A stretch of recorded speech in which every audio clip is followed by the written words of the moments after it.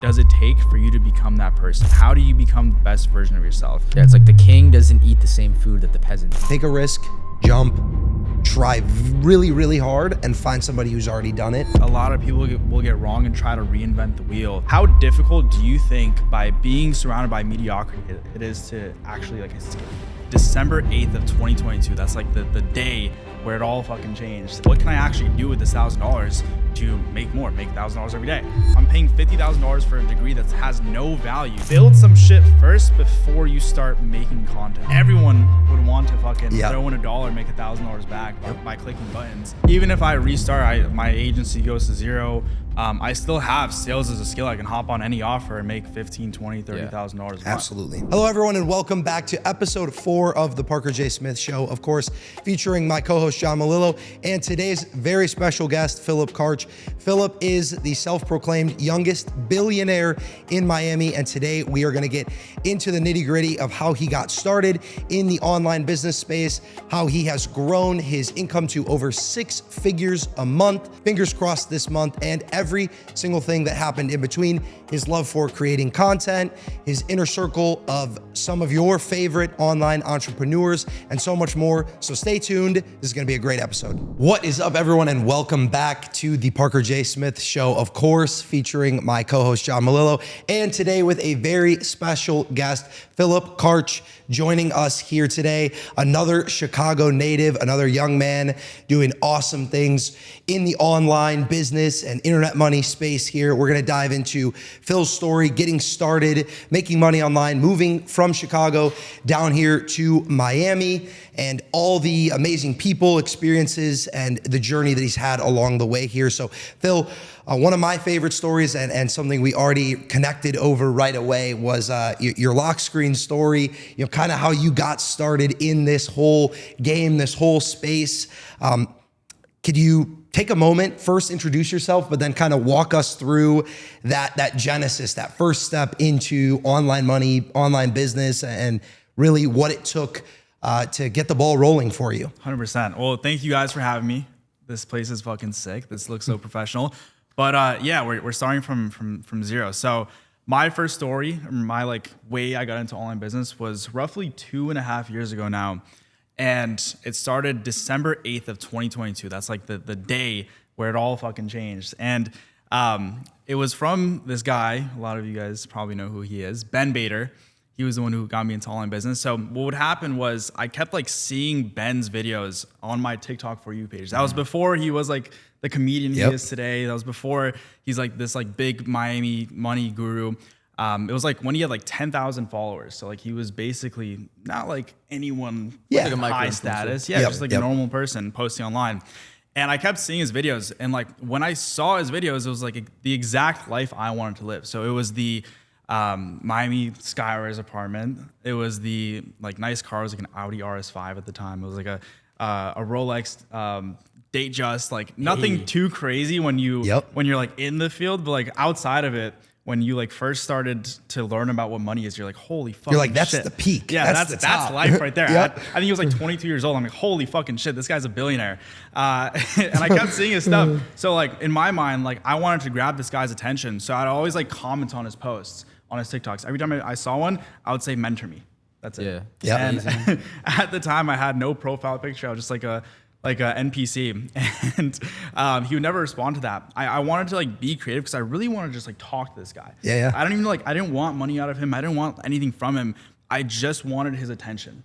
And I thought creatively. One day, December 8th, 2022, it was 2 in the morning. I was writing a 12 or 20 page essay for college at the time, and I was procrastinating. I had to turn in the next day. I was procrastinating. Went back on TikTok, and then lo and behold, it was Ben Bader on my For You page again.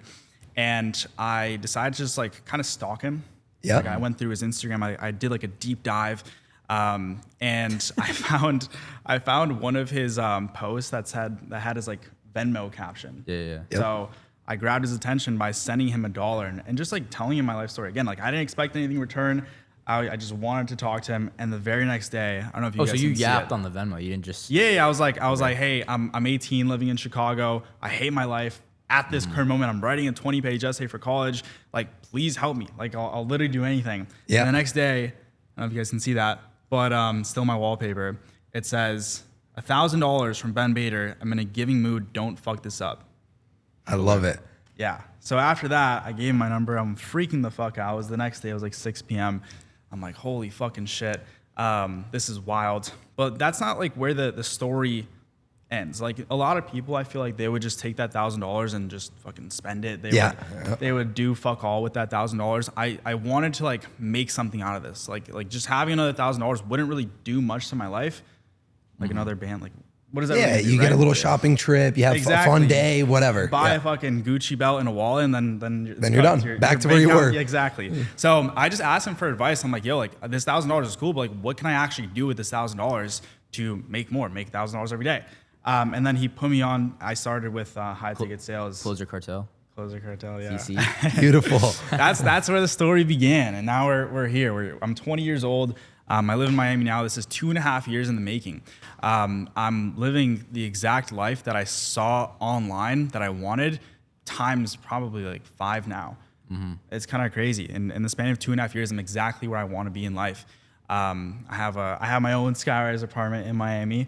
I have a nicer watch than a day job. So when you got that grant, 2022, were you a sophomore in college? In college, I was like speed running through school. So I technically dropped out of high school to finish that early, and then I was going through college. Like I was doing more credits than I don't know why. I just like felt were like you out of campus? Like were you out of? Yeah. I wasn't living on campus because it was like right next to my Oh really? You didn't experience any of the college? no college life. Damn. I did like a little bit after because I moved to Tampa with Kishan, if you guys know who that is. And then he was in a frat, so like we'd go to the frat party sometimes. That was my like college experience. But no, yeah, I was living at home, and I guess I was a sophomore at the time. So did you finish college? Did you like see it out, or? I technically have my associate's degree. Okay. So you got a 2-year degree. I remember the IG post. You were like, it was graduation day or whatever. You had the Prezi on. Yeah.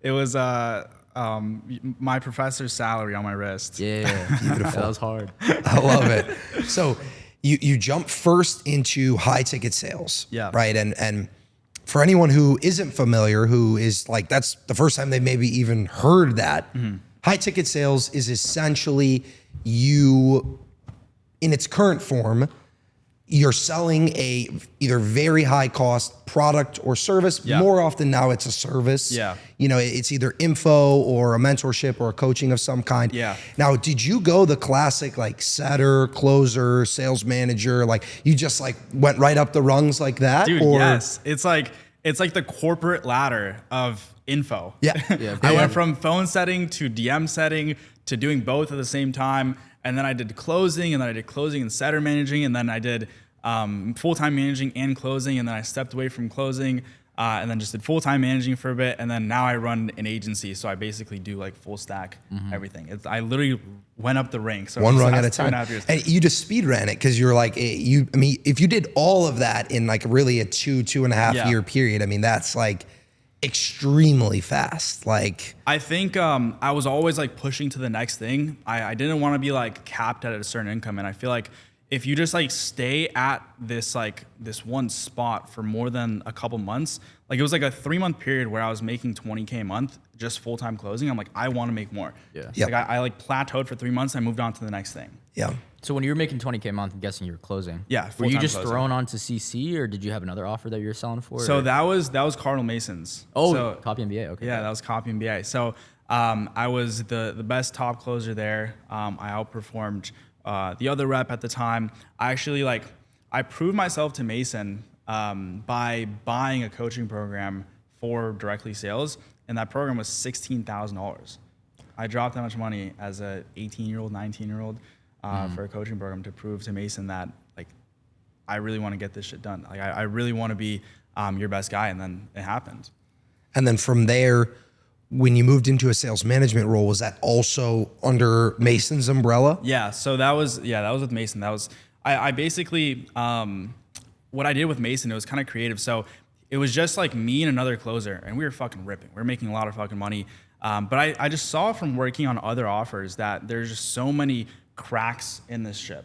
Like, there's so many holes that needed to be patched, and I just took on the responsibility to take that on. I just fixed the issues. I went from like complaining because Ben was managing the offer at the time, and he was like kind of doing what he was supposed to. Yeah, like he didn't really understand sales or sales managing.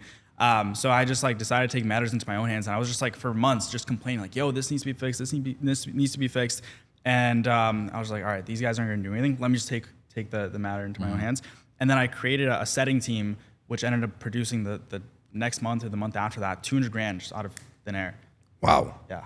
Wow. And So he's ripping on like YouTube, organic at large, started doing paid. So like fixing like those kind of cracks probably just like you said, like there's so 200K. many leads at that point, right? It was really just maximizing the existing lead flow. Exactly. It's capitalizing on what's already there. Yeah. I feel like that's what a lot of these info product operators, whatever you want to call them, agency owners, that's what they get wrong when they do launches. Like there's always something to be done. And I feel like learning sales was like a really good start because I was able to see that just with a better sales process, these companies can be making so much more money. And that's what I did with another client.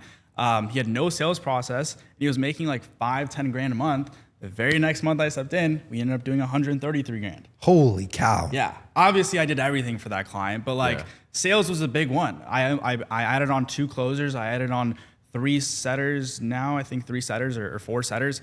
Did this guy have a personal brand, or was he just running paid or doing a webinar? Or like it was organic, but like he only had maybe like 10,000, 15,000 followers on just TikTok. Nothing else. All right, let's That's talk crazy. about our offer then. Yeah. We're trying to figure some shit out. The first thing that I'm actually curious to hear is, how has the landscape changed?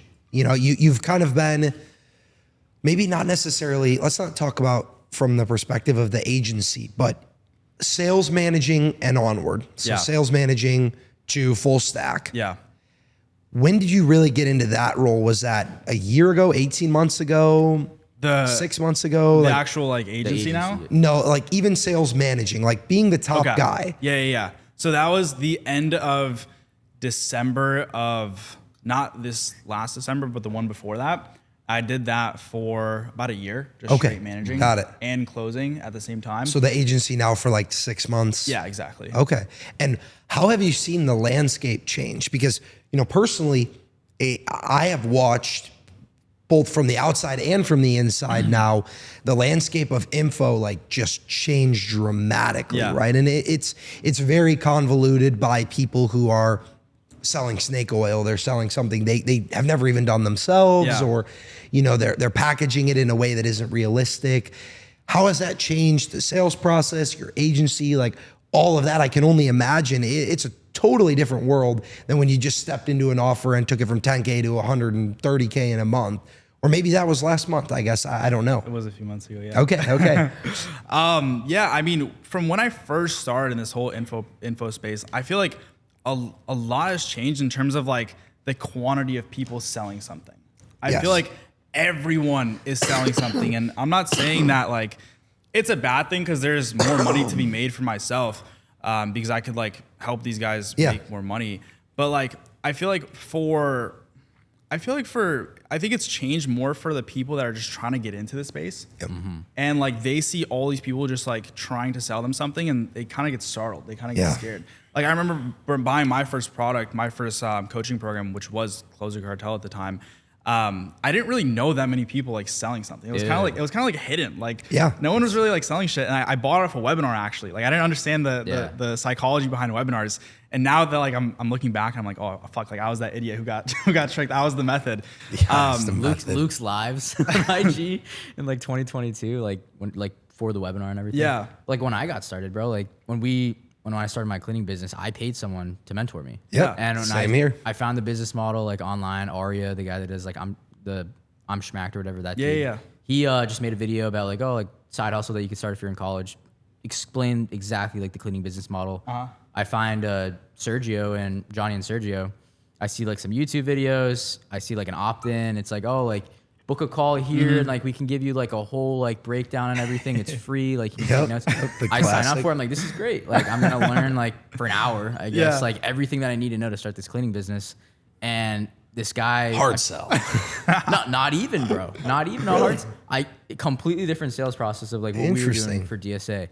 But I'm on this call with him. He's going over like the 5 verticals or whatever, everything that we need to know from like hiring, marketing, and sales. It was just you and just me and the closer. Yeah. And we're having a conversation. He calls me like an hour before too. He's like, "Oh, I'm stoked that you booked this call. I can give you all the information that you need." I'm on this call for like 45 minutes, and I'm like, "All right, cool. Like, this is everything that I needed. Like, what do I do now? Like, what's the next?" Like, I'm the most ideal fucking client for this guy. He's foaming at the because mouth. I just graduated college. I have money. Like, I'm trying. Like, I'm definitely gonna start this business.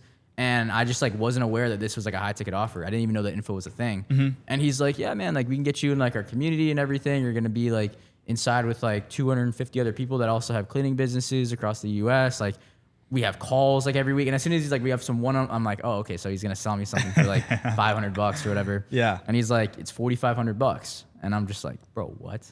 Like I didn't even know that it was a thing. Yeah. And back then, dude, and he pulled out his wallet. Bro, and info he said, in 2022, like that's why it was. People were just slinging it because no one even knew that it was like an industry. Yeah. And now it's just like everyone knows that everyone's selling something. Did you buy? Yeah, 100%. Yeah. Did you pay in full? No, I did 3 months. Okay. But dude, like it's just completely changed because of that. Bro, everyone is selling something. Like it's not even like the info space, even like TikTok shop. Like I can't fucking go on TikTok because every other video is someone trying to sell me something. It's so annoying.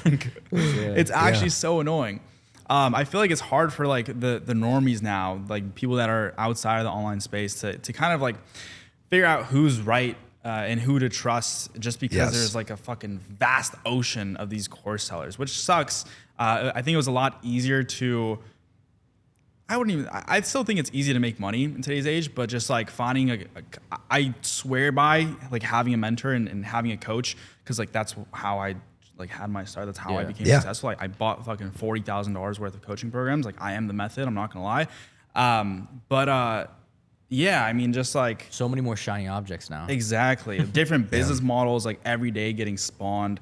Like, again, it's great for me, but like that actual normie, I'm sure it's a little tough to decide. Yeah, and you run into the situation where you actually have to look and say, did this person make their money by doing X thing or by selling the method on how to do X thing? Yeah. And that becomes difficult to discern. Yeah. Especially at some point, right? Like I'll even look at a Cardinal Mason, you know, like he has made a ton of money copywriting. He's made more money selling info. Yeah. And that there's nothing wrong with that. He's still an expert in copywriting and his information is still extremely valuable. Yeah.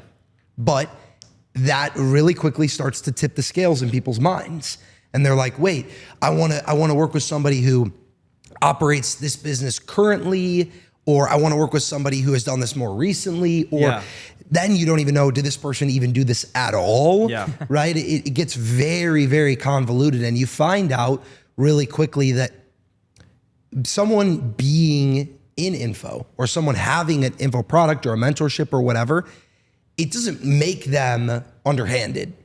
It just associates them with a group of people who are, you know, you have a lot of those bad actors. Exactly. There's definitely like so many people. Like you can't. Not everyone can be good, obviously, but there are gonna be some good people from the back. Sure. Going back to Mason though, I gotta clear his name.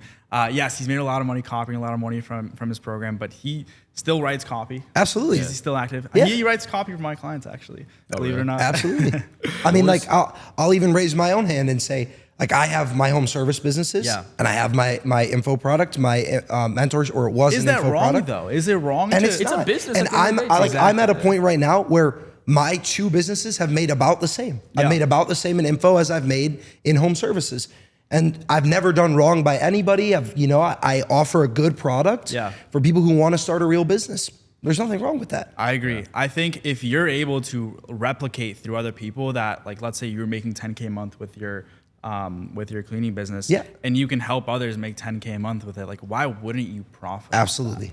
And it's a higher leverage tool. 100%. Right? Selling information is higher leverage than executing on a lot of different business models. The issue lies in the people who don't even really know the information that they're selling. Yeah. And there's so many people like that now who it's like, oh, I had my first 10K month. Now I'm going to sell a $10,000 program. Like that is completely illogical versus somebody like a Mason who is tried and true. He's like, I've actually done 7 figures copywriting. Yeah. I have the expertise. I have the gusto to be like, all right, this is how you do it. Yeah. And I think the only way you get around that stigma is like he has, like we have, you know, it's you build an undeniable stack of success stories, testimonials, people who have executed on exactly what you've given them and found serious success. You also, to get into this space, you bought a coaching program. I bought his coaching program. Exact same thing. Like I love information. Like there is no higher leverage investment than information, right? I saw a very interesting statistic kind of talking about that when you got that $1,000 Venmo from Ben Bader and you're like, well, you know, I could go buy a Gucci belt. I could go buy, you know, a fun experience with my girlfriend, with my friends.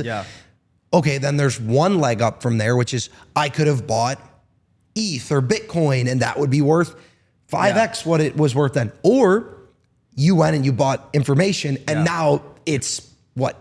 Yeah. 1,000x what you invested? Skill as well. Yes. You have it forever. Yeah. Yes. Like I even if I restart, my agency goes to zero. I still have sales as a skill. I can hop on any offer and make $15,000, $20,000, $30,000 a month. Absolutely. Yeah. And everyone that says that info is a scam, it's like, bro, like you're going to college and paying $50,000 a year to just. I think that's the biggest scam that there's ever been. And people are so blindsided about it. They see courses, they're like, holy fuck, like this guy's trying to sell me something for $5,000.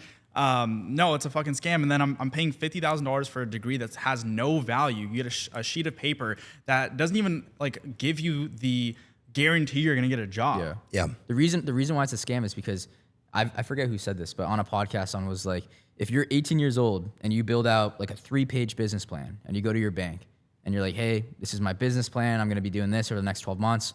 Need a loan for $25K. Can you give me a loan for $25,000? No way. There's no way that they're going to give you that loan for $25,000. But if you graduate high school and you apply to UMass Amherst and your parents are wealthy, you're going to get in if you're smart and you're going to get a loan for $30,000 a year for the next 4 years. No questions asked. That debt is now $120K on your back or 120K. You're paying that for the rest of your life because your job won't even cover it. Like they'll give you that, but they won't give you a $25,000 loan, like a fourth of that to start a business that you can actually make money doing yourself.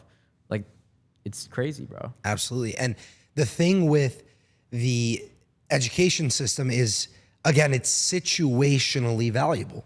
Same thing with info. Same thing with mentorship, anything like that. It's situationally valuable. If you want to be a doctor, there's no info product for that. 100%. You got to go to school, go to med school, you know, do what you need to do. You want to be a lawyer. You want to do, you know, but certain things, you don't. I think the like all college is bad is also like a negative. Absolutely. Because like, bro, to become a lawyer, to become a doctor, to become a dentist, like those skills, obviously we need those people in our lives. Like you're not gonna fucking buy a coaching program on how to become. It's like the connections you meet and like you never know what doors could open from just going to college too. Yeah, that too. Like I wouldn't say like just like fuck college, drop out if you're in it. But like really define what you want in life and figure out the roadmap you're gonna need to get there. Mine was just different. I went to college. I did 2 years of it. I realized that it's not gonna align with who I want to become and where I want to be in life. So I still got my degree, but I eventually stepped away. I was making fucking $20,000 a month when I dropped out of college. Yeah. I mean, I left school as well. I was, my whole life was very like academic focused. I grew up in an academic household. Like my dad is a doctor. He did 11 years of school or post high school. I mean, he was in college until he was 29 years old. Crazy. He has like 2 PhDs, a master's, 2 bachelors, like unbelievable scholar. And that was just a track. It was just like, all right, graduated, go to school, get this. And I realized, very similar to you, it didn't align with what I wanted to do. Now, what I left school for, I'm not even doing at all anymore because I left to play soccer. But nonetheless, it was me making a decision based on actual goals and aspirations as opposed to like, okay, you know, step 1, step 2. So you grew up in the suburbs of Chicago, correct? Okay. I also grew up in the probably less than an hour away from each other. We were in Naperville for a light installation and you slid up. Or what? Where were we? Hinsdale, something like that. Maybe. No, it was Hinsdale. It was Hinsdale. Okay, that's really close. I don't want to leak my address, but it's really close where I'm from. How hard do you think it is? Because, okay, you see Miami, you go to LA, you go to New York, you go to these major cities. The competition is so high that all you want to do is strive for greatness and be competitive. How difficult do you think by being surrounded by mediocrity it is to actually like escape it? I think the difficulty is in the genesis. The difficulty is that first step that is so far out of the norm. Yeah. Now, once you take that first step, like I feel confident at this point in my life, if I moved back to Chicago because I want to start a family and I want to be somewhere quieter and that's what makes sense. I might do that, by the way. Right? Then, that would, I do not think it would slow me down at all. Yeah. Right? I know the value of being here. I'd fly here when I need to do things, whatever. But that first step, taking that first jump when no one around you is doing it, it's a scary thing. And you do feel trapped by, everyone that I spent a lot of time with growing up, and to no discredit, they've gone a traditional route. Yeah. Because it's what they know, it's what they're surrounded by, it's what they're comfortable with. Yeah. And that was never of interest to me. Comfortable. Very comfortable. Well, that's the thing too. It's like you need to know your 1 year, 3 year, 5 year goals. Like if you don't have a plan, and then you just go back to Chicago or you go back to Boston, like where I'm from, Cape Cod, and you're out of that environment where there's just like a bunch of hungry people around you that are just like trying to grow and level up. And like you're on a good trajectory, but like you don't have your 3 year down the road plan mapped out. Like you might get comfortable and you might just be at a stand, fold and stop, and you don't progress. I think that was like really difficult for me when I was first starting out. Like that's why I thank Ben every single day. Like he was the angel that fucking grabbed my hand and saved me. But like I think it's really difficult when you don't have high competition. You don't have people constantly surrounded by you to push you into. They're not like where you are. Yep. I feel like moving to a city like Miami, or I moved into Tampa when I first moved out of my hometown, and there was still like some guys out there that are pushing for better, but it's kind of mid.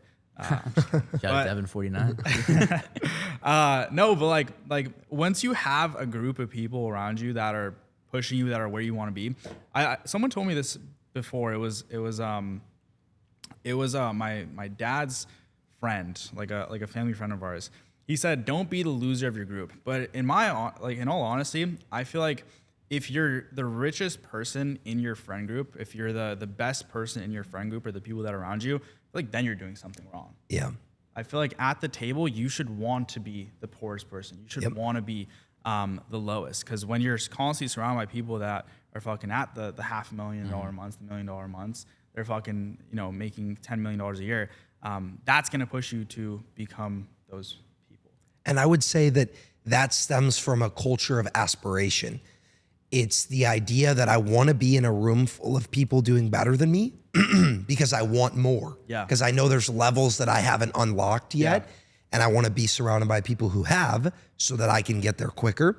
Whereas transplant yourself back to Chicago, every time I go there, it seems to be a dick measuring contest. And people aren't really looking to get to the next level. Yeah. So it's just, well, this is where I am. Yeah. So I want to make myself feel bigger than everyone else around me, because there is no next level. Yeah. And it doesn't normally come from a culture of wanting to improve. It's a culture of, hey, I am stagnant, so I got to pad my ego now. I got to make myself feel good about what I have, because I'm not going to get to more from what I have. It's like currently. shutting the idea of online business in general. People say, "Oh, online business is scam." Like that's just cope. Yeah. Like that's just them coping. That they know if they had the urge to do something about their lives, they'd do it, and they'd push to that direction, but they just like shut it down. They shut down any idea and thought of them becoming the best version of themselves. I think that's fucking scary. It is. And when I was growing up in Chicago, like that's all you're surrounded by. Dude, every time I go back, I hate it, by the way. I hate going back to my hometown. All they talk about. You vlogged it, right? Yeah, I did a vlog about it. It's fucking dog shit. But bro, like everyone tells me back in my hometown, like my family and my friends are like, "Oh, all you care about is money. All you think about is money. Money is your idol." Like, I go back, every single conversation they have is about money. Yeah. Oh, I can't pay my bills. Oh, gas is too expensive. Oh, did you see the price of eggs? Oh, I'm not getting paid enough. Oh, I hate my job. Bro, like it's so crazy to me. I never think about money. I have no worries. I have no stress about money. I don't even care how much money I make. But like the fact that that's all they're focused on, I think that in itself is an energy of that. They're like repelling the money. Yeah. And none of them are talking about online business. Yeah. It's crazy. They think their job is going to get them there. Yeah. Yeah. It really does just stem from a place of scarcity and then a comparison. It's, well, every time I'm around you, all I think about is money because you're so much further along than me because of this, because I have a judgment about the legitimacy of the money or whatever. Yeah. So then that is like in their mind, when they think of you, they think of money. So then they're like, oh, your whole life's centered around money.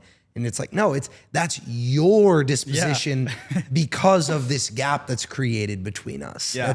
That has nothing to do with me. And I would agree. I think, thankfully, I would not say negative about my home area, my home friends and all that.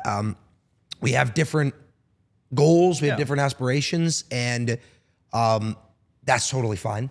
And we've never had a conflict over it. But I will say that there has always been a transition element more so among my family. You know, I felt like the way that my conversations with people go has changed a little bit. 100%. The way that people view me or anything that has to do with money and me has changed a little bit. And, you know, I am not a wealthy person by any means. Yeah. I make good money. I invest my money well. I hope to be wealthy someday. But even just the notion or the fact that you make content or put out information about money or making money, it is a whole paradigm shift for people who aren't ever surrounded by it or only see that side of you online, things like that. I found that very interesting. And I want to talk about... Wait, I want to say something real quick. Yeah, do you have any siblings? Yeah, I have two. How old are they? Older. I have one that's Okay. 3 years older than me. So like 24, and close. then I have another one that's 31, 32. And the Okay. the 24-year-old, is she or he like working a regular job or? They're technically doing online business too. Oh, okay. Yeah. Very cool. There's something with me and my family. I want to see if like you could relate to this. Maybe you too. Is like because like we're all like in like a kind of different spot than like the majority of people our age, and like we're doing online business. Like I have two siblings. I have a twin sister and an older sister. I'm just like not even twin sister. I'm just like not even like a thought anymore when it comes to like, oh, like John's gonna be fine, like he's gonna figure it out. But like now we got to focus on Grace or on Carly because like they have their jobs that aren't really that high paying or whatever. So like I'm just like an afterthought now. They like I'm just the assumption that I'm just gonna figure it out. I'm just gonna be fine. And like I was wondering if like that was something with you at such a young age. You're only what 22 or? My parents worry a lot. Oh, okay, so they do. My worry parents about worry. you. I mean, like being in Miami at 20 years old. I mean, Oh, you're 20? I thought you were 22. You were right. Yeah, of course I was right. I'm always No, right. I'm 20. I mean, like I get it. Like I'm 20 years old. I'm in like a really fucking big city. When people think of Miami, they think of sex, money, drugs. Yeah. Like, that's what comes to Fast. mind. Yeah, the fast life. Vice City, baby. And they worry for sure. But I mean, no, like they're every single day my mom fucking calls me. She's like, are you okay? Like some of my family members think I'm doing drugs every single day. I've been sober this entire year. Hey, yeah, it's I have a more similar experience to you. I mean, my parents definitely are concerned more so with my younger sister. She's younger. She's just graduated college. But even then, like my mom checks in on me all the time. Like she's always like, I was the just making baby sure of the I'm all right. family the entire time. And that also definitely plays- helps I'm a middle youngest child, child. Yeah, youngest child. I've been the youngest child up until like a year ago. Then the next generation started having kids. Are you technically a middle child if you're a twin? Like, are you a middle child by like 3 minutes or something? 2 hours, bro. Oh, 2 hours. Which is crazy. That is actually insane. I've Yeah. never. My mom's a trooper, bro. Yeah, That is crazy. That is. I don't even want to think about that. Yeah, agreed. But what were you gonna say though? Yeah. So no, Phil, I wanted to ask you about. We're really talking a lot about like who you're surrounded by. Yeah. Like your network is your net worth. Yeah. To put it simply. What has it been like kind of coming down here and through your relationship with Ben, but then also your skill set and the value that you provide, just kind of getting like transplanted and accepted into a very cool crowd, like a group of people that are showing you next levels, or that have been, have been able to work alongside of you, add value to you, you add value to them, like really just join a group of people that I'm sure tens of thousands, if not 100%. hundreds of thousands of people look up to, at least from an online perspective. Yeah. I always wanted to like be a part of that group. So back in, I don't even know how long ago to say, like maybe like 6 years ago, when like FaZe was running shit up. Yep. 2013, maybe 2012. OG FaZe. Yeah, like the fucking New York FaZe house. Yeah, that was so cool. I feel like everyone, when they're like watching YouTube videos like that, they just like think, oh shit, like what if I was a part of that friend group? So that friend group, and then it was the Nelk boys when they were running shit up, like still in Canada. And then it was David Dobrik. And then it was the Tate brothers. And then like I always wanted to be a part of like a cool group, just like running shit in the city. Yeah. And now, like, I feel like I'm a part of that group now. I have like a sick ass group of friends. Shout out you guys. The group is like Rob the Bank, Jimmy Farley, Cardinal Mason, Ben Bader. Like we're like it's so fun. Like we're going to what was the humiliation rituals like?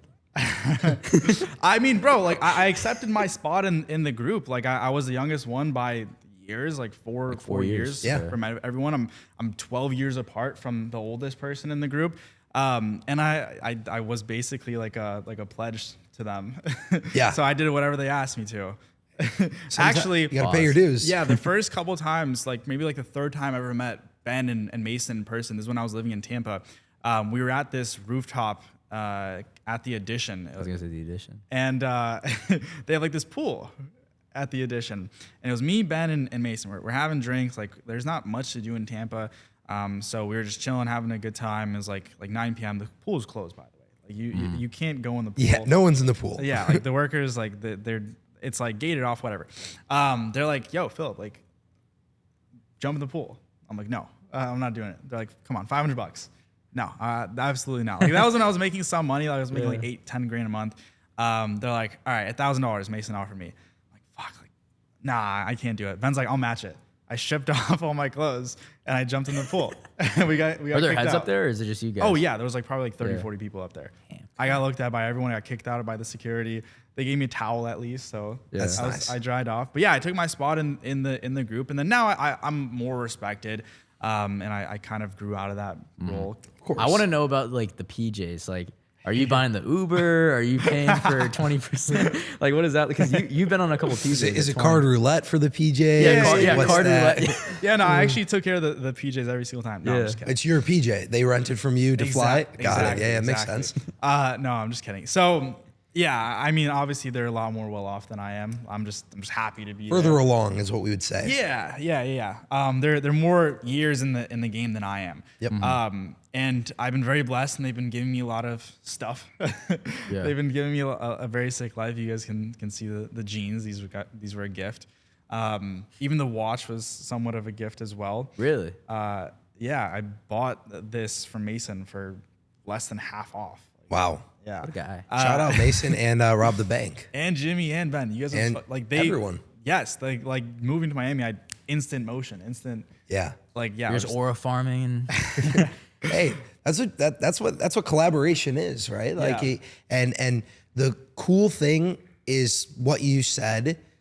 You just filled your shoes right away, and you became not only a personality ad, like somebody that they wanted to be around, but valuable to their 100%. Businesses. Because that's a dual factor there, right? Like, of course, they want to spend time around people that they enjoy being around, but they want to spend time around people who are going to further their goals. 100%. And you could do both. You could tick both of the boxes. Yeah. I feel like people say, how do I surround myself with that kind of group? How do I find my group of people that are gonna like go with me and push me and help me become competitive to make more money?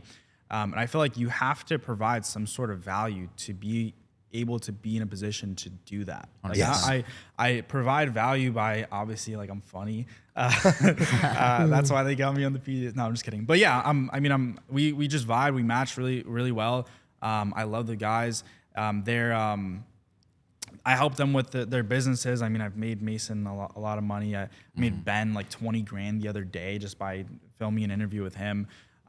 Jimmy, really? I'm helping. Like we're like, I don't know. Like you just gotta like like find your role in that group and just like fill in the gap. Yeah. For the PJs, by the way, no, I don't pay for the PJs. Really? But yeah, like I'll pay for like other shit. Like, So you get the Uber. You get the Uber Black. yeah, I'll get the Ubers, I'll get dinners. You're getting bar tabs and like. Exactly. Yeah. The club bill, maybe Bring not. the ratio. Yeah, I'll do that as well. And just like whatever they ask.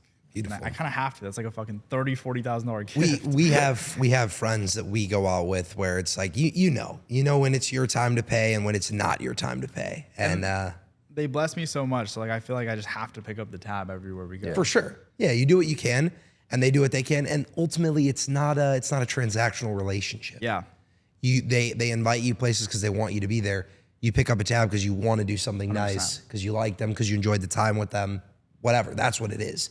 It's about the people, the time. It's not about the money, especially because you guys are all coming from a place of abundance. Yeah. You all have more than you need. And that is the best. That's the best circle to be in. That's the best vibe to be in, is surrounded by people who have more than enough and can give to each other generously. And just And we still push each other experience too. that. And we have a Yeah. fucking Absolutely. sick ass time. Like the private jets, the clubs, the dinners. Like we'll go out. We'll do backroom of Delilah. We'll fill it up with 10, 15 girls. Like it's sick as fuck. Like it's a really awesome you life. go. I'm not gonna lie to you guys. But as long as you still stick on your own path, because 100%. the Yeah. other side of the token of that, it's like you have all your homies that are just making 2, 3, 4x the amount that you're making, and then you're just like, holy shit, like I need to catch up. Yeah. And now you're just making irrational decisions. The next thing you know, you just punt like Jenny Wealth. Are just trying to you catch are up you to them. into like do you trade or gamble or like shit like that? I mean, I definitely had like my bad like couple months with it. Yeah. And then I realized how dangerous it is. So now I switched completely to just safe investments. So That's how I am. like ETF stocks. But yeah, like I had my pump fund phase. I had my Love it, crypto man. phase. It's unskippable. It's an unskippable part of the journey. I mean, you see it. Like, I feel like this also goes back to the point where like the whole like coping with the courses and stuff. People see like instantaneous money online and like, Yeah. oh, let me replicate that. Yeah. And then they lose all their money from some stupid coin that they try to buy, goes down to zero. And then for the rest of their lives, they have the mindset of, oh, this didn't work the first time I did it. I'm never going to try again. Yep. Yeah. You can't go in with that philosophy. You got to keep trying until you make it. But I'm done gambling. Like that's really, really stupid. No more crypto, at least for the most part. Now just risk-free I investments. love it. Yeah, I mean, Watches. I feel like with the income that you have, you don't need to take on additional risk. Yeah, I agree. Like you just don't. I wanted to ask you, because this is something I've been battling with over the last couple of weeks. I feel like this idea and philosophy of wanting more. I had a number goal in mind at the start of this year. I was like, all right, this is the money I want to hit. Once I hit that, Is this just for context? Is this a monthly income or Monthly is this? income, yeah, monthly. Okay, so not a net worth goal, monthly income. monthly goal. income, yeah. Okay, Which go ahead. probably isn't, now that I think of it, not the best thing to track, huh? 'Cause you could just spend money, yeah. Okay, so I had this monthly income goal that I wanted to hit, and this month I'm going to hit it. Yep. I didn't think I was going to get there this quick, but I'm going to hit it this month. And I know I should be striving for more. I feel like I should be wanting more. Yeah. Maybe that's greed in me, but like I told myself I want to hit this goal, and then the rest of the time I want to spend doing content, vlogging, doing fun shit. Yeah. Should I want more? No. How many kids do you want? How many kids do I want? Probably like 3. You're talking about this as how much for a kid? 5 and a Yeah, half? you need if you want to raise your obviously if you want your kid to be born on a PJ and a Gucci tracksuit, Yeah, you're gonna yeah. need more than this. But you know, I would say to give your kid probably a life similar to what we had. You know, you're probably gonna want $1 million a kid.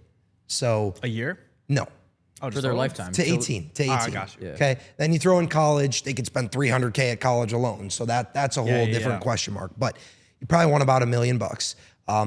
You know, for me, I've set a net worth goal, but more so recently, I've started to transition my mindset to be, I know what amount of income I need to make to live the lifestyle that I want, and then have enough where I'm saving and investing every Yeah. month. But my goal now is to get to that without working. My goal now is to own assets Yeah. that produce me that much income, or own businesses that produce me that much income, again, without me being required to work. Yeah. So that became the goal, because while I'm in a slightly different life stage than you, like I'm married, Yeah. I'm looking at having a kid in the next 18 months. Damn. Like my life is accelerating very quickly, right? And so for me, yeah, I'd love to be like, my goal is to make $1 million a month. Yeah. And my goal is to, this. The reality is very soon my goal will change to be, I want to be present for as many of my children's memories as I possibly can. I want to be engaged and involved in my life more so than I want to make more money. And you're probably hitting a similar point. Do I think, to go back to your question, that there's anything inherently wrong with being satisfied? No. There's a toxicity to hustle culture that exists in this idea that happiness is like a plague. Like you can't be happy, you can't be comfortable. No, you can be. It just has to come from a genuine place. Yeah. It can't be, well, I'm comfortable, but that's a coping mechanism. Yeah. You might be getting close to a real form of comfort. Honestly, it might be a coping mechanism. I feel like maybe I'm scared to make more money. What do you think the biggest lever that could get you to the next level would be? What's the change that could double where you're at now? Is it like, holy cow, for me to double where I'm at now, like I'd have to switch into a completely different industry, or I'd have to triple my team size, or like, is it a massive undertaking, or is it just more of your time? It's just time. It's literally just taking on more clients, which I'm not taking on any more clients anymore. Then I would say, to be the devil's advocate, to go against probably 99% of Miami hustle culture, I would say your life is not promised, man. Yeah. You are in the peak years of your existence. Like, if you want to spend your time traveling, doing fun things, being with cool people, and you're still making an excess of money that you are moving intelligently with, I think there is zero issue with that. Yeah. In my opinion. I mean, for context, the goal was 6 figures a month. Yep. And I'm Net? yeah, like profit. Okay. Like, Yep. like wired to my bank account. Yeah. And also I know with these clients that I have, I can make them a lot more money. Like it's kind of just the beginning with them. But also I feel like I don't know what else there is that I could like buy. A mentor of mine asked me a question. He asked me 2 separate questions that kind of, he was like, use this when you're doing some of your planning, your mental financial forecasting. First question that he asked is, do you want them to write about you in history books? Do you want people to talk about you 300 years from now? My answer was no. If they do, they do. It's not important to me to be remembered. I don't need to be a Jeff Bezos or a Bill Gates, or that's unimportant to me. If my family remembers me, if my great-great-granddaughter could be like, oh, thank God for great-great-grandpa Parker because he put this, generational wealth for us, that would be great. History books could not care less. So that's the first question. And then the second question was, do you want to own a jet or a yacht? Yes. So then you need to make more money. Yeah. So for me, the answer was no, no, and no. So then it was like, okay, set a goal of how much money you need to make passively to enjoy your life, to have $3 million by the time your kids are in maturity, those things. So that's where I've set my targets on. For you, if you want to own a jet or a yacht, man, you probably need to make more money. I think that's what I have to do, is just like sit down and redefine my why. I think having a good why is the reason where I'm at in the first place. And I feel like why a lot of people don't hit their goals or don't hit their targets, they don't know what they're aiming for. Yeah. When I first got into online business, I think it might have been Ben who told me to do this, or maybe I just saw like some motivational TikTok at 3 a.m. to do this. I just like sat down and wrote down everything I wanted in life. Yep. And just like, what can I do? Who do I have to become? What do I have to do on a daily basis? What does that version of myself, what does a daily routine look like? What does he act like? What do other people think when he's in the room? And I just like thought really hard about it until it became a reality. And I acted like that person who already had those things to make it happen. I feel like I just haven't revisited my why and my purpose in a while. I've just been kind of going through the motions and living life.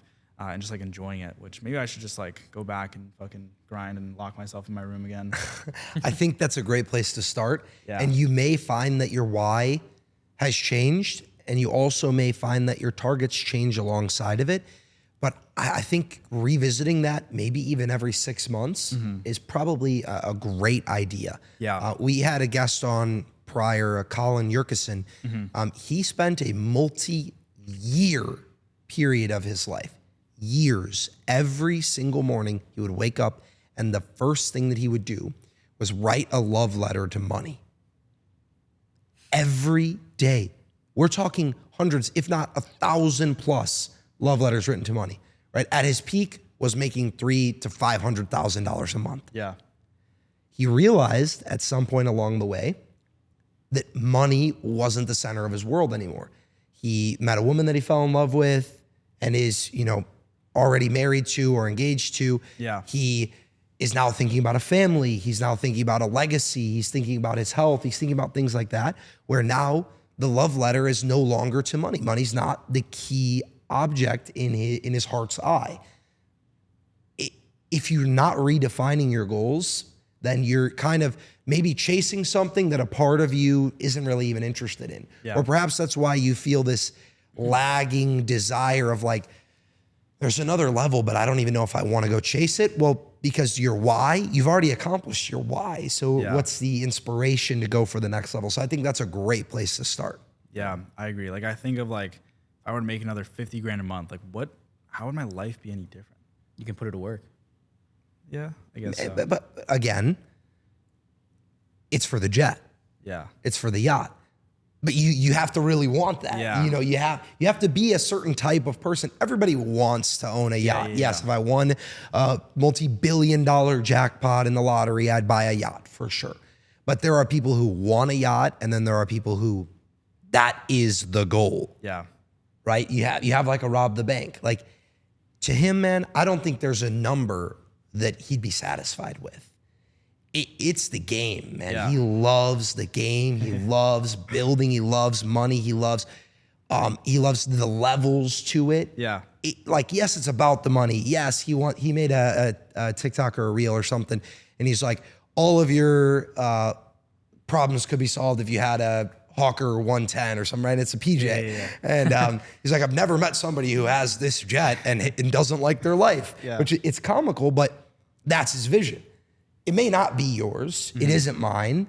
There's nothing wrong with mine or his or yours. It is important, I feel, to have that clearly defined, though. Yeah.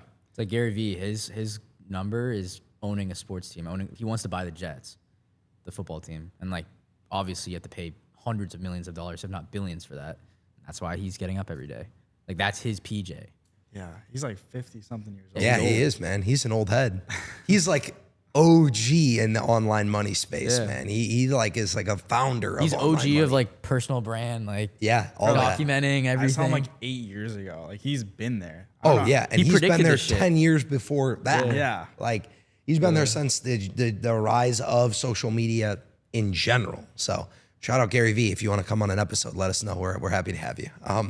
But Phillip, I want to. He is not watching. That Rob Glaze was crazy, by the way. Well, I'm just saying, like that is Rob. That's who he is. Yeah. I've never even met him, and I know that. It's very evident, and that's how he either is or chooses to be portrayed. Yeah. Either way, to him, it's the game. It's the pursuit of it. I think it was the first time I met Rob. I asked him, because I like heard about Rob. Like it was before like meeting him. I heard that he sold his company for $30 million. He's making a fuck ton with info. He's making a fuck ton with his brands. And the first thing I asked him, I'm like, when is it gonna be enough? Yeah. And he literally told me, never. Yep. Look at that. Like it doesn't end. No. I feel like that comes in periods as well. Like I kind of like don't like this like monk mode term, but the last like month and a half I've been traveling. I've been to Puerto Rico, Dorado. I've been to really? LA. I've been back in my hometown. I've just been like on a bunch of different flights, and not like I definitely have been locked in, but like I've also been like taking a little bit more time to enjoy the money that I have. Like I've been like out of the whole like work grind phase. When I first moved out of my hometown, like that was like all it was. It was me locked in my room and taking sales calls from 10 in the morning up until 9 p.m. every single day. Yeah. Like there was maybe like 3 days, even probably less than that I had off, where I would just like completely block off my calendar and not work. It was like one time when my mom came into town, but I was still fucking on Slack and messaging leads.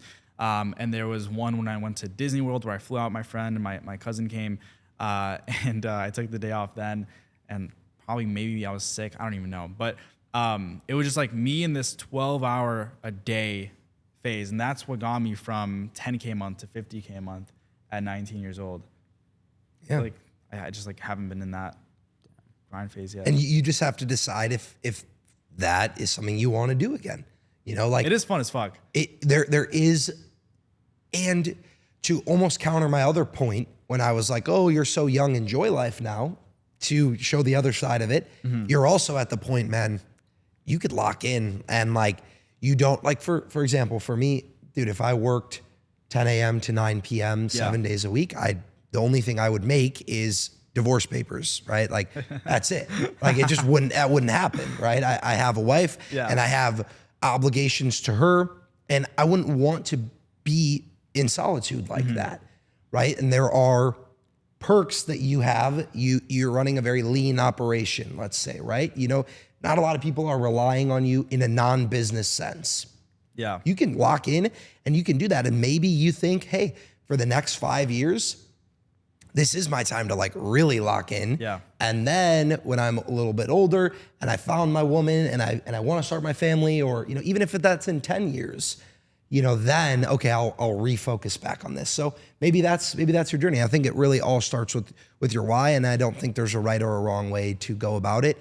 Ultimately, man, when we look at this, we're comparing like, oh, you know, I make a doctor's salary every month, and I just don't know if I should be trying to make a surgeon's salary instead every month. It's like, they're comical conversations, but they're conversations of people who actually have the ability to do so. I agree. It doesn't sound like it kind of sounds like I'm complaining about making over $100,000 in a month, but like these are the only issues I'm running into. Well, like, here's a question for you. Have you ever had like a rough patch of like 3 months or 4 months where like you're making good money, and has it always just been like an uptrend, or did you have like a point where you just stopped making good money for a little bit and then picked the ball back up? There definitely was. It was like there was probably like a good like 4 months that I probably even spending more than what I was making. Yeah. Which is like, do not be in that position. Like whatever you do, just like stop spending all your money. Yeah, I definitely had that rough patch, and that was when I was like grinding super hard to make it and get it back up. And thankfully, like I got out of that. Well, yeah. I mean, just go back to like, if you have Snapchat memories of like times, like during those times, like go back to that, because you never know what could happen like in your journey where you could be making 100K a month, and then it's like client drops, another client drops. This person stops selling, whatever it is. And then now you're back at 20K a month, and you're like, shit, like just remember. That's why I'm switching to like the safe and risk free, not risk free, but like the more investment side of things instead of credit risk. Like, bro, that fucked me up. Like, bro, and it made me so desensitized to like what money even is. Yeah. Like seeing fucking making $10,000, $20,000, $30,000 in a day, and then losing $10,000, $20,000, $30,000 in a day. Like, you just have no feelings of what money actually is. You're playing around with what people make in 6 months to a year. Numbers on a screen. Yeah, it doesn't feel real. No, I for very similar reasons have basically retracted myself from high risk assets. Yeah. You know, I don't try to pick stocks. I don't really try to make investing about myself. And this is only, you know, as of fairly recently. Yeah. Because I went through a very similar experience. You know, I could actually buy a meme coin, let's say, and watch the value increase by $30,000. Yeah. And I could sit there and I could say, man, that's not enough. It's only 30K. Right? What? Like when I go back and I'm like, and I actually think about that, like that is, or at least if we use last year, that's my monthly income. Right? That's a whole month of me showing up 50, 60 hours a week. Yeah. Every single week. Yeah. Like grinding for that. And I watch and I look at it on a screen and I'm like, no, ride it back down to a loss, right? Like you just desensitize yourself to money so quickly when you get in this high leverage stuff. So I'm really glad to hear that you're not, or at least you're limiting it. There's a fun element to it. And every once in a while, still chucking something and hoping to hit the jackpot. But like money you absolutely do not give a fuck about. Yes. Like I tell people all the time, like, do not touch trading, do not touch crypto, do not touch anything that requires you to like put up a bunch of money where you can lose it all. Invest into a skill set. Like maybe you're gonna pay 5, 10 grand, 15 grand up front for it.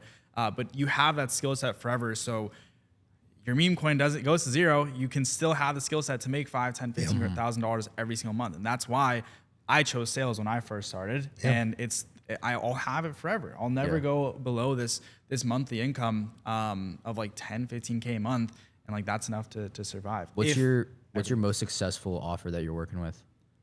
Mason. Second one. Don't say the name, just like the niche. I can't. Is it a trading offer? It was before, but it's a different one that I'm super. The reason I don't like sharing like who I work with, besides one that's kind of public, is because like the more eyeballs that you have on it, like the more people are just trying to like get a piece of that pie, take it down. Like everyone's competing in the space. Of course. It's all competition. It's PvP. Exactly. And people are going to do bad things to take you down for them to make a little bit more money. So I'm very, very careful with I don't even tell anyone who I work with, honestly. The only reason why I brought that up is because it seems like the trading offers just print the most because the end goal, the concept is like, this is how you acquire quick money. It's the dopamine. It's the dopamine. It's no one wants to learn how to start cleaning business and like put in the hours. Like they'd rather just put money into a meme coin or follow someone's trades on futures or whatever the fuck these guys do. That's how it's portrayed, right? Yeah. It's just quick money. Infinite money with zero effort. Yeah. Who would not want that? Like, or at least try. You follow people who are just like, all I hit is 1000x plays, and all you got to do is just follow. Like, of course, like everyone would want that. It's a distorted reality. The reality is, if it was as simple as follow my calls and you're gonna 3x your net worth with zero effort overnight, like that's just not how life works. And for some people, it is. I would do that too if it was that easy, but it's not that easy. No, it isn't. And that's what people get wrong is they think they can replicate those 1000x's. They think they could just follow somebody else's trade, but like you're the method, brother. You're the method. You're the exit liquidity. Exactly, you're the exit. No, find a fucking skill like that. That's my best recommendation to a lot of people. It's crazy that like. Even like the normal businesses, like remote cleaning, like that sounds like it's taking a normal job and just finding a different way to become more profitable, make more money with it. But even like construction businesses, even like a fucking like those power washing businesses, like real shit like that makes so much money as well. It doesn't even have to be like an info. It doesn't even have to be like an online kind of business. I mean, let's be honest. The largest businesses in the world will never be info. Yeah. Like info is still a stepping stool, better yet, right? Exactly. You've got most normal jobs, put a caveat, most, of course, there's CEOs and brain surgeons and people, whatever, that make millions of dollars a year, but most normal jobs. Then you've got online entrepreneurs, your 1% of like the sales reps, like the people who are really crushing it. Yeah. And then you've got the people who own these companies. You've got like kind of your group and that tier, but there's still a tier above them 100%. That is just like I had the pleasure of meeting someone on Tuesday who sold a roofing company for $470 million. Yep. It took him 6 years to build it. 6 years, he made $470 million. Wild. And Where was this guy? He was from the Pennsylvania. Okay. I don't remember what city, but from Pennsylvania. And he actually had just cornered the insurance market out there. And he's like, yeah, we can knock a door and say, hey, I'll put a $20,000 roof on your house. You pay a $500 deductible and we'll do it. Who would say no to a $20,000 improvement on their home if they only have to pay $500? The rest comes from insurance.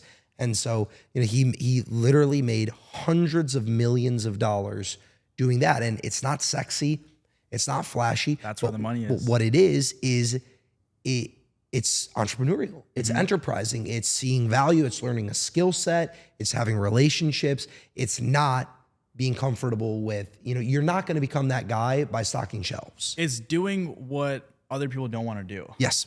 And I guess that goes back to the crypto and trading stuff. It's like everyone would want to fucking throw in $1, make $1,000 back by clicking buttons. But the reality is like 99.99% of people, they're not going to fucking do that. It's not going to happen. It's going to be by doing something that no one else wants to do. All the crowd that even looks into online business, they think of trading, they think of dropshipping, they think of crypto.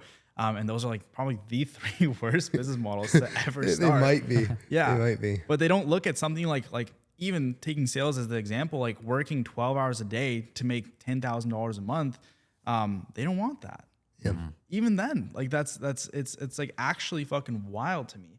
How it's like TikTok, bro. It's just scrolling, just just brain like rot. TikTok brain. Yeah. It's crazy. It is crazy. So I want to actually hear a little bit more. You mentioned earlier an interest in yours in not necessarily climbing to the next income echelon, but rather diving into what appears to be a passion for content creation and vlogging. We watch your vlogs, we even featured you in one of my vlogs. Like, the content creation side of it, for a lot of people, it's almost a means to an end. I want to sell more of my products, so I have to make content. Yeah. I want to do this, so I have to make content. It seems like you actually really have a joy, a love for it. Have you always? Is this a new thing? Like, where did that stem from? I mean, it goes back to like I said with the Phase guys, like watching their vlogs and the Nelk Boys and David Dobrik and watching their stuff. But yeah, like I think going back to that, the idea of you needing to post on social media to be able to make money, hate that. I never want that to be my life of me throwing up on my story, yo guys, buy my coaching program, 5 spots left. Yeah. That would suck. Like that'd be miserable for me. So I have my agency, it's doing good. I'm making the money I want. And then vlogging is just like I have a sick life that I wasn't showing for a while. It was like a good year and a half of me like living this fucking crazy life at 19, 20 years old, going to these clubs, going to these dinners, meeting these people and going to these events and going to these house parties. Like it's fucking sick. Like I was living like this bachelor life, like this super like exclusive life that like not many people have the ability to do. And I'm just like, damn, like I enjoy this shit. Imagine how many more people would enjoy it if they saw it online. Like I just want to be able to share it. I always loved vlogs. Like I remember watching the Phase guys, like Phase Rain, Phase Adapt, Phase Blaziken, Phase Banks. That one was like G37X days. Yeah, that was like a few years later when they moved into the LA house, but even the old days. And then David Dobrik, like probably one of the best vloggers. Yeah. Like insanely great vlogs. Like that's kind of the style that I would want. But I do have a passion for it. Like I haven't picked up my camera in probably like a good week now, ever since I got back from LA. I'm waiting on some videos to be uploaded, but I genuinely like miss when the camera's not in my hands. And it's good to know that it's not like a job. It's not like, oh, if I make this perfect and it's this style and it's edited this way, it's this long and it doesn't have to be perfect. Because it doesn't matter. I'm not gonna make money from it. Like my videos, they all get copyrighted. I use a music that I listen to make the vlogs more enjoyable. And it genuinely puts a smile on my face every time I pick up the camera. Yeah. I love it so much. I mean, that is actually a genuine hobby. Yeah. And it's funny because a lot of people in our space don't have hobbies. Yeah. My wife tells me all the time, you have no hobbies. Like I work out, I work. Yeah. And that's it. Like, and I hang out with you. So if you want me to get a hobby, I'm going to have to give you up. Right. So, she always says it to me. And I have always felt that you can tell when someone creates content for the love of content. Yeah. Or someone who creates clothing or art or any really creative expression because they love the medium and they love the experience of it, as opposed to somebody who it is their job. Like I got to get my 10 stories out today. Yeah. I got to, drop my next clothing line. We'll make it blue now and relaunch it. Like that's when the switch flips, is when you need to do it. Yep. Yeah. Because that's when the love runs out. Like I love it. I'm not selling anything to my audience. And I probably won't for a while, if ever. I want to just create content. Yeah. I just want to like have some motion, get some followers, and like have some eyeballs on me. Like I think that like attention is I wouldn't say addicting, but I feel like it did become a little bit more competitive now, where I do care about my views when I didn't before. Like I dropped my first few vlogs, I got like 1,000 views in a day, and I was like fucking ecstatic. And then my views started hitting 5K every single video, and then 7K, and then they were averaging at 10K, and then I took like a month-long break, and then my views dropped to like 6K. I'm like, oh fuck, like I need to pick this shit back up. Yeah. So I think there's a little bit of a competitiveness inside of it, but like it's still fun. Like I love it. Like I recorded the LA trip, all of it. I think it was just like, it's also like fun if I were to go back in a year from now, 2 years from now, to like watch my own shit.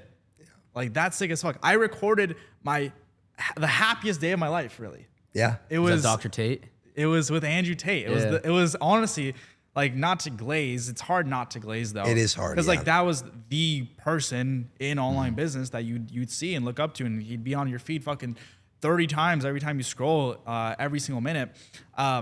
Like meeting him, and like again, it was still like the sick life. It was me like going to the club. It was me hanging out with girls. It was me like making money. Like I made like 2, 3, 4 grand that day. I don't even remember.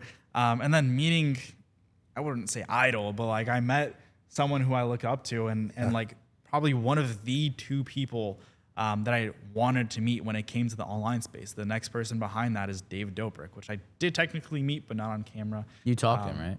Yeah, I said what's up to him. I said that I'm a fan. It wasn't the best approach. Oh, you super fan? It wasn't the best. I mean, bro, that was someone who I fucking watched for years. Yeah. I watched every single one of his videos. I still watch his videos. He posted one the other day. I watched the entirety of it. Yeah. Like he inspired me to pick up the camera and start vlogging. He's also from the suburbs of Chicago. Which is crazy. Oh, really? Yeah. Yep. I did not know that. And I mean, I did fan out. I'm not gonna lie. I fanned out with Tate too. Who else would you fan out on? Me, it's like Trump, Drake, probably Tate. I think just Tate and Dobrik. I can't think of anyone. I mean, You see Drake. You're not. I saw Drake. When? I mean, technically, like concert, like it was. Oh yeah, I mean, I'm talking about like you're dapping him up, you're talking to him, like having a conversation. I mean, maybe, kinda. I think like Messi, Ronaldo. Yeah. That'd be Neymar. I've loved Neymar since a kid. I think that'd be sick as fuck. But no, like going back to the vlogging thing, like recording my best day ever, like I could revisit those feelings, those emotions.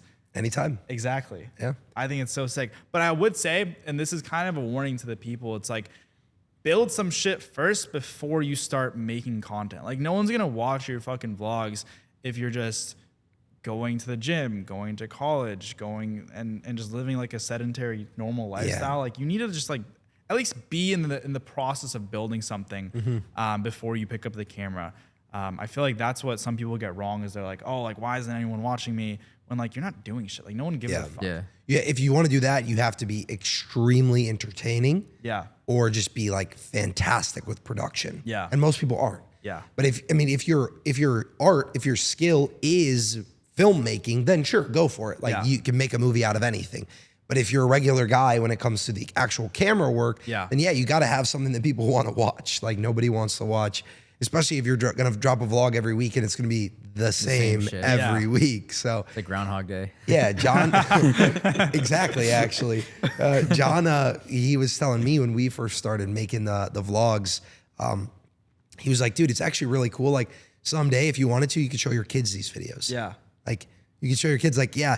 You know, the couple years that your dad and your mom lived down in Miami, like, look, this is like us, like out on the yachts and in the clubs and like doing all this and meeting all these cool my wedding people. Ring on the boat. Yeah, like all this crazy stuff, bro. You have. I hope my future wife and kids don't see my vlogs, but yeah. Your vlogs are funny. You're like, guys, like, you probably think that I just do nothing all day. Like, I wake up, I'm like walking around my apartment, I get drunk, and then I wake up again and I order food.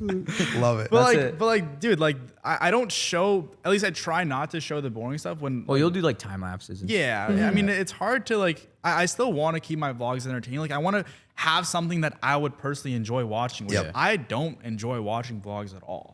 Like I absolutely They have to be entertaining. Exactly. Like there's very few people that I can actually sit down and watch. And that's another thing that people get wrong is when they post content. But Yeah, I mean, I don't like showing the boring stuff of me just sitting on my laptop answering Slack messages. I probably got fucking 60 of them waiting in the last like hour and like 30 messages and probably 16 FaceTime calls. But I don't show that because it's not fun. Like I want to show the cool shit. I want to show me like not just sitting in boring work for 12 hours a day. And those are the days where I don't vlog. I do actually work, I promise. I get shit done. I would ask you, and as we kind of slowly start to wrap up here, I would ask you now on the production side, right? We talk about like, oh, it's so cool, the club, the fast car, the jet, the yacht, whatever. Yeah. Have you found, since moving down here, have you experienced, and it's something I personally have, so I'm curious, the everything is not as it seems. You know, I've met, at least personally, a lot of people with a rented lifestyle. Yeah. With a lifestyle that looks super sexy on camera, that looks like it's a blast and like all this, but one, they really don't seem very fulfilled. And two, a lot of it is just showmanship. It's just for the camera. I think, and like going back to the Ben Bader story where I was, in my mind, when he had a Miami Skyrise, a Rolex Datejust and the Audi RS5, I'm like, holy fuck, this guy's a millionaire. Like he's definitely breaded. That apartment was $2,800 that he was staying in. His Datejust was maybe 12 grand, 13 grand, maybe even less. His car was maybe $700 a month. Like this lifestyle, even if someone has a Lambo in a skyrise apartment, the apartment could be 4 grand. Yeah. The Lambo could be 3. Yeah. Yeah. Like under $10,000 I mean, that's still bread to the people back home that are making like I mean, that's still like someone's monthly income, but it's not you're not paying $100K a month. It's not something where you would want to learn from that person. Yeah. If they're just spending $10,000 a month just to show the lifestyle, and pretend they're living that lifestyle, but they're relying on their expenses to keep driving their fund their expenses. Yeah. It's like the lifestyle buys the lifestyle. Yeah, that's a trap. I feel like I get asked all the time, like, should I move to Miami? Should I move to Miami? And honestly, if you're not making like $20,000 a month, like absolutely stay away from it. That $20,000 a month can go away like that in an instant. And yeah, like I mean, I wouldn't say that. I would say like if you have a plan, then like try it. Like when I moved down here, I had 30 grand in my bank account, and I was like, cool, I have a year to figure it out. If I don't figure it out, I go home. I didn't have a business started yet. I was in the process of starting the cleaning business. Yeah. And I had a plan. If I just moved down here like irrationally, I was like, I'm here now. Now I got to go meet people and like figure out what I'm going to do to make money. Then like don't come down here. But like make a plan, make your escape route, and then go. I was a little bit more on the safer side. Like I moved here when I was making like 40, 50 grand a month. Yeah, but you're an anomaly though. Like you're in a little different. But like if you want to play it safe, like at least be making like 15 grand a month. In my opinion, that's what I would do, and that's my best. You just have to be disciplined at the end of the day. Like you're saying, like there's apartments here, $2,800 a month, $3,000 a month. Like you can afford to live down here, but like if you're just very easy to influence to just go out and just blow money and like go to the club, whatever, then like maybe this isn't the best spot for you. It's literally called Vice City for a reason. Yeah, and delay your gratification too. Like I haven't bought anything insane. I mean, my watches, I guess, but like I haven't bought like a Lambo yet. My apartment's a little pricey. It's $6 grand a month, but like it genuinely brings me joy every single day I wake up. I'm like, holy fuck, like I'm living in this shit at 20 years old. Like a apartment on like 800 feet in the sky where I'm overlooking all of Miami. Like it makes me feel really good. Yeah. Every time I wake up, I can see the sun shining. But yeah, like I delayed my gratification. I feel like that's a lesson a lot of people need to know. Once they do get to these levels, they'll just fucking spend it all. It's a slippery slope. You can spend all your money. Like it's really fucking easy to spend money. Yeah, it is. It is very easy to spend. And I would say, John, to your credit, having a plan and hustling, like head down hustle, like you said, not distracted hustle, not pretending to work. Yeah, real work. That can cover a multitude of sins and flaws and problems. Like you really can start with not much. I was more so like you. Yeah. I got to a point where I said, okay, and this is a rule I've always lived by. I never want my monthly expenses to exceed half of my monthly income. So that means any month of any year, I'm making twice as much as I'm spending. So in a moment where I was making, let's say 10K a month, I never could have moved down to Miami because I would have never been able to live on only 5K of expenses. Yeah. So that was kind of the math that I used to figure it out, similar to you. So I would definitely agree with that. Now, as is kind of tradition on the Parker J. Smith show here. About to take another shot? No more shots. And it still feels funny to say that, but he's 21 for the sake of the shots reference. But I always ask our guests, if you've created a lot of content, if you've given a lot of advice, you've spoken to a lot of people, what's your 60 seconds? What's your nugget, your kernel of like somebody who maybe emulates you, wants to be like you, or even just wants some of the things that you have, whether that be the lifestyle, the friendships, the financial aspect of it, the income, the particular business that you have. Do you have a nugget for them, some piece of advice that they could go and take with them? Yeah, I would say copy what works.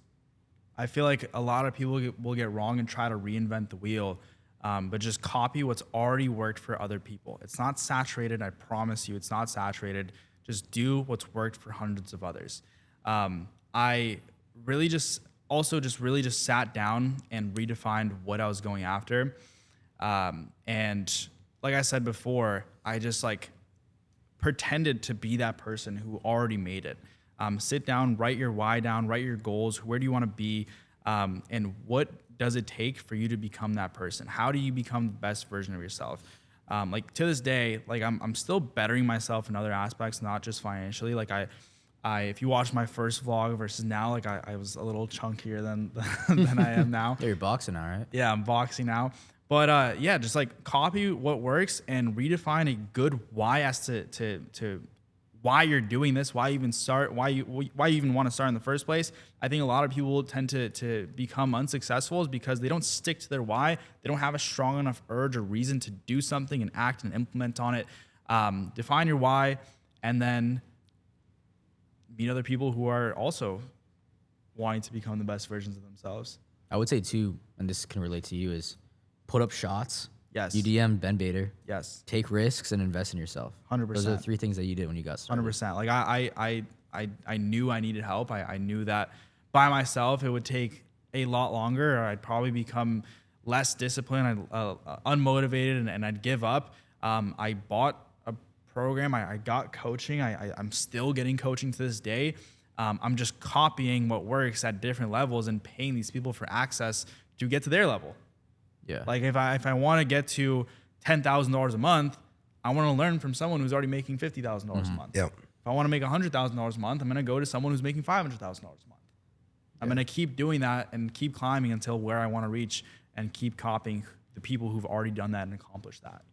Yeah, it's like the king doesn't eat the same food that the peasants eat. There you go. It's like you got to just invest in yourself, invest in mentorship, stuff like that, because you're going to get the information that will allow you to get to the next level. Like you can go to YouTube, obviously, and you can do your own research and figure out how to figure stuff out. The prince learned from the king, not the peasants. Yeah, that too. That's exactly right. Yeah.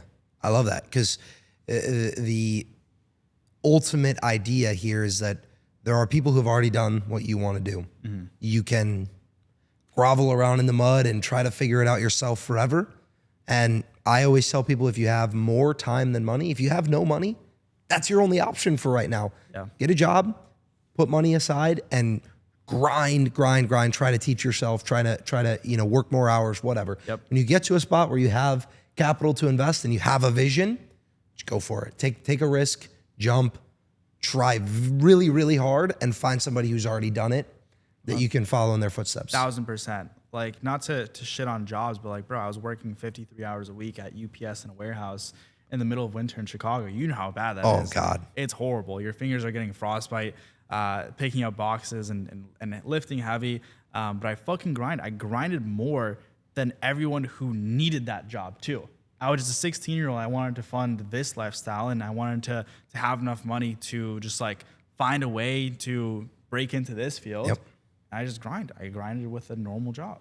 I couldn't agree more. I used to drive DoorDash like 70 hours a week Now, I guess it probably would have been more like 50, but I was also going to school. I was in high school. Yeah. I would drive DoorDash 50 hours a week, all day, Saturday, Sunday, to get money to buy Bitcoin with, to buy ETH with, to save up, to invest into a mentorship or a program. Like that was always the vision, was effort and work was the lever, was the tool that was going to allow me to get to the next level. Yeah. And then once I had that opportunity, go and go at fast and with just as much effort as you did when you had nothing. 100%. That's it. What's your favorite Pizza. opportunity vehicle? What's your favorite like opportunity vehicle for someone right now that they could kind of like invest in to get started, build a business, for someone your age that looks at you and they're like, damn, like you're their Ben Bader? Yeah. I mean, don't do anything that's naturally super hard. Like I would say, attack a business model that already extends on top of your skill set. So Love that. Just like naturally, I've always been the person that like I've just been good at speaking to people. I've always been like the funny guy in the classroom. I've always been really good at connecting and making friends. So I mean, I definitely like didn't choose this business model myself when I first looked at my options. It was Ben who told me to go down this path. But pick something that you're already naturally good at, if there is anything out there, or if there isn't, then just like do something you won't hate, you won't be miserable doing. If you don't have money, don't look into business models that require you to have money. If you don't have a lot of time, don't get into a business model that requires you to have a lot of time. Like just like I've always been super about calculated risks and like being smart with my decisions. And I wouldn't do something I would hate. Like I did sales. I didn't hate it at the start. I definitely grew a hate for it at the end, but I did that, and then now I run the agency. I love it. I love what I do. It's awesome just fucking printing money out of thin air. Oh yeah. Beautiful. All right, shout yourself out real quick before we Yeah. end this. All right, it's just at Phillip Karcz on all handles, PhillipKarcz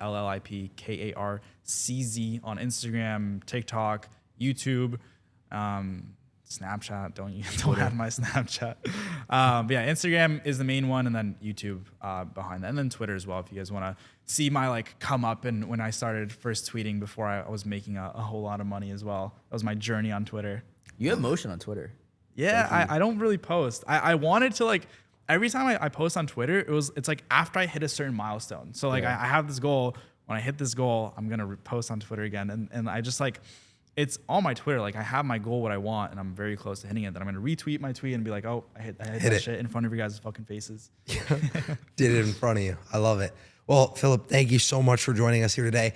For everyone in the audience, for everyone watching or listening, if you enjoyed the episode, make sure you hit the like button, hit the subscribe button. If you have a question for myself, for John, for Phillip, you can let us know in the comments. Of course, there will be links in the description of this video with all of Phillip's social media, my social media, John's social media, and a bunch more information about everything that we all have going on. So I appreciate you guys so much for watching. Phillip, again, I appreciate you for being here with us, and we will see you guys in the next episode.